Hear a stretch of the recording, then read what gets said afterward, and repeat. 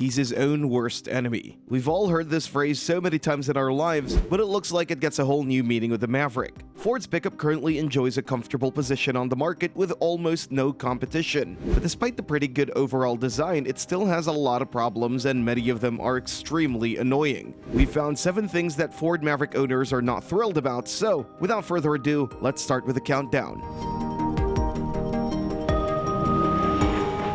Number 7. Build quality.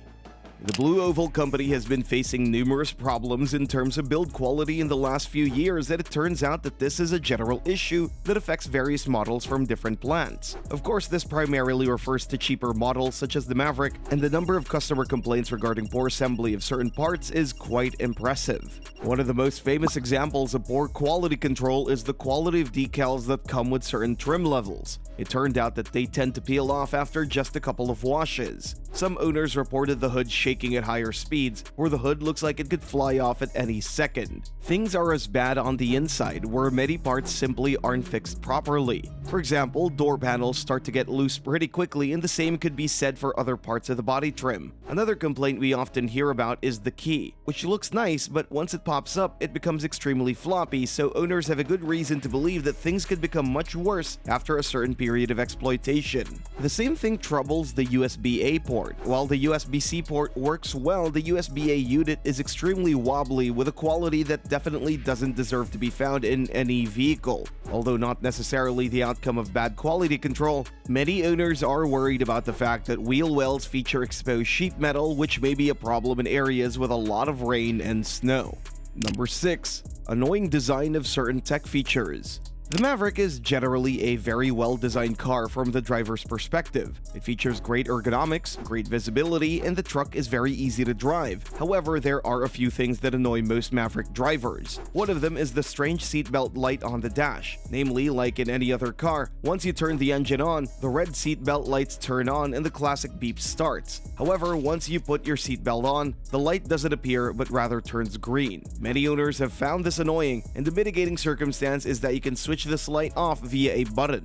We think that a much bigger problem is the mode selector and the fact that the pickup doesn't remember the most recent settings. For example, you have to select the Eco model each time you start the pickup. The next time you turn on the truck, normal drive mode is selected by default. That's pretty annoying, especially during city rides, where you usually make several stops on the way home. Switching drive modes every time you start the car isn't something we could call convenient. On the other hand, the brake hold stays on after you turn the truck off and once you start it again. You still have to disengage the brake mode. It's not a bad thing by itself, but in combination with the aforementioned mode selector that doesn't remain engaged, it looks very inconsistent. Every time you start the pickup, you need to remember which ones need to be re-engaged and which don't, and that is very confusing. Number 5. Lack of storage space. The Maverick is designed as a small but family-friendly pickup, so it doesn't surprise that the cargo bed isn't particularly long. With 200 inches in total length and a crew cab layout, a 4.5-foot cargo bed is actually pretty decent, and we really wouldn't ask for more. The actual problem starts inside the cabin. Namely, it feels like in-cabin storage compartments could have been designed better.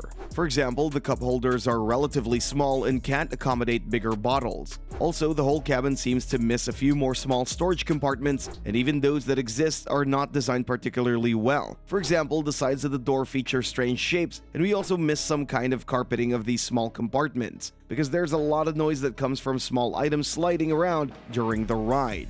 On the other hand, we have to be fair and say that the glove box is very well designed, with solid capacity and boxy shape, which allows a lot of items to be stored. Number 4. Strange engine noise. It looks like the rattling noise from modern gasoline engines have become a common thing. Loud injectors, high pressure, and other things that can make these engines sound very tractor-like, and the Maverick is just one of the good examples. Of course, we're talking about the 2.0-liter EcoBoost Turbo 4 engine, which tends to be pretty loud, especially when cold. Once the engine gets warm, the noise goes away, but the engine still sounds a little bit like a sewing machine. But a good thing is, other than that annoying sound, this isn't an issue, because the engine works perfectly fine otherwise. The engine acts the same in other Ford models that have been sold for years and never showed any major defect. The Turbo 4 isn't the only powertrain in the Maverick with a strange noise. The same is with the hybrid. Although Ford uses Toyota's technology, its powertrain feels nowhere near as refined as the Japanese one. We're talking about those transitions transitions between ICE and EV modes. There's always some noise when the gas engine engages and disengages, and that definitely can feel annoying, especially for someone who drove a Toyota hybrid before. Number 3. Mediocre Turbo 4 efficiency. On paper, the Maverick's Turbo 4 option looks great. It delivers quite an impressive 250 horsepower and 280 pound-feet of torque, while the company claims an average fuel economy of around 22 mpg in the city and 29 mpg on the highway. However, things are a little bit different in reality because mpg ratings are notably lower. Instead of a promised 26 mpg combined, the Maverick EcoBoost can hardly achieve 25. While the city fuel economy is actually pretty close to factory claims, things are not as great on the open road. We've heard many owners talking about how it's impossible to achieve the promised 29 miles per gallon. From their experience, MPG ratings on the highway can hardly go over 25 to 26. On the other hand, owners of the Maverick Hybrid don't have such problems because that version delivers the promised efficiency. Most drivers had no bigger trouble achieving the promised 42 mpg in the city and 33 mpg on the highway, while some were even able to go beyond that. All in all, there's a consensus among owners that the claimed 37 mpg combined is a pretty realistic figure. Number 2. No all-wheel drive for hybrid. Okay, this thing doesn't necessarily bother the current owners, but rather those who are seriously considering buying an electrified Maverick in the future. The Maverick's hybrid powertrain offers some pretty amazing things. It offers decent power and overall performance, along with a smooth and comfortable ride. As we just mentioned, it also offers impressive fuel economy, and it is by far the most efficient pickup you can buy.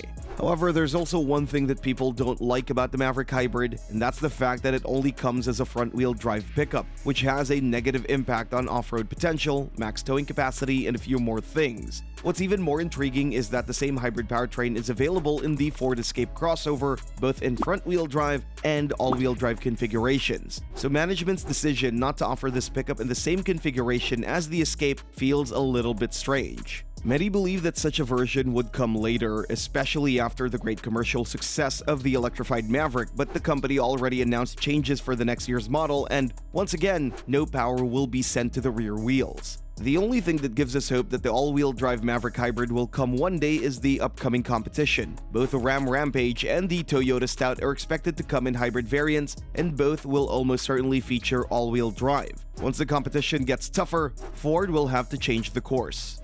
Number 1. Reliability issues. Although this is still a pretty fresh model that needs years to prove its real value in terms of reliability, the Maverick already showed some weaknesses. The initial model already faced a couple of recalls, while reliability problems are reported every now and then for various reasons. As for the recalls, everybody knows the case of potential fire issues of the hybrid powertrain, poorly assembled rear seat belts, and defective side airbags. As for the reliability issues, a few things have been pointed out already, starting from the brakes, which can work improperly when eco mode is engaged, as well as at low speeds in general. Problems with brake lights have been reported as well. Some customers also face problems with the electrical system and powertrain, which cause dead batteries. What really annoys Maverick owners is that diagnostics can read out various things, from high voltage problems to transmission codes, which makes things so confusing that dealers usually need days to solve these relatively basic problems. Thanks for watching, and see you next time.